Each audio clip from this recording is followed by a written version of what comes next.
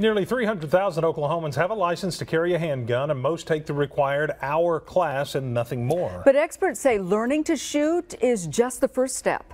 News on 6 crime reporter Lori Fulbright shows us it's also important to know how to keep a criminal from taking your gun.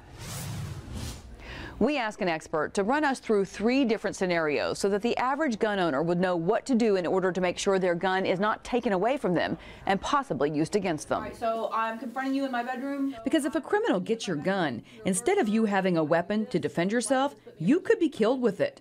Scenario number 1, you come face to face with a burglar inside your home. I do this to confront the burglar. Why could that put me at risk for getting it taken away? Because of the close proximity you are to me, you're basically handing your gun to me. Joe is a former Navy SEAL. He now uses his extensive skills to train ordinary people all kinds of shooting techniques and fighting techniques. He says if the bad guy is more than 3 feet away from you, it's okay to have your arms extended while you're holding your gun. But once they move in, you have to adapt. I would basically bring it in close to your body and have that out of my reach. Blade your body away from it, so basically you're shielding your gun from me. This? Yep. If you're trying to get my gun, here is a good place to hit. Yep. Here and here. Yep. Okay?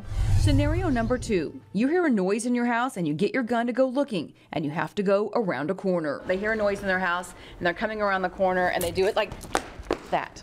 Why is that a bad idea? Well, for one, you're leading with your gun, and immediately it's the first thing I see, and as a bad guy, that's what I'm going to grab. And I'm taking you away, and now all of a sudden I'm the armed one, and you're going to be a victim immediately. I just took away the only defense you had. Joe says distance is your friend. That way you have that distance, and you see that threat, and you're leading with your firearm and your eyes instead of just your firearm. Scenario number 3, you're out running errands and someone approaches you. Hey miss, you happen to have the time, and they look down, and at that time I start charging at you, and at that time it's a wrestling match. I'm literally on top of you. Joe says most people can close the gap of 21 feet before the 1.5 seconds it takes the average person to pull out a gun and get off an accurate shot.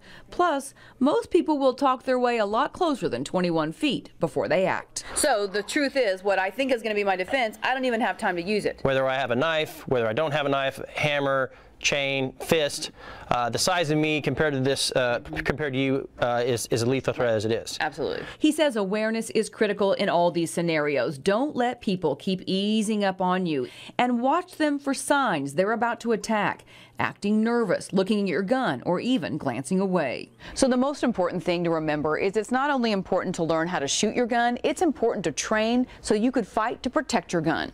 On the scene on the story in Tulsa, Lori Fulbright, News on 6.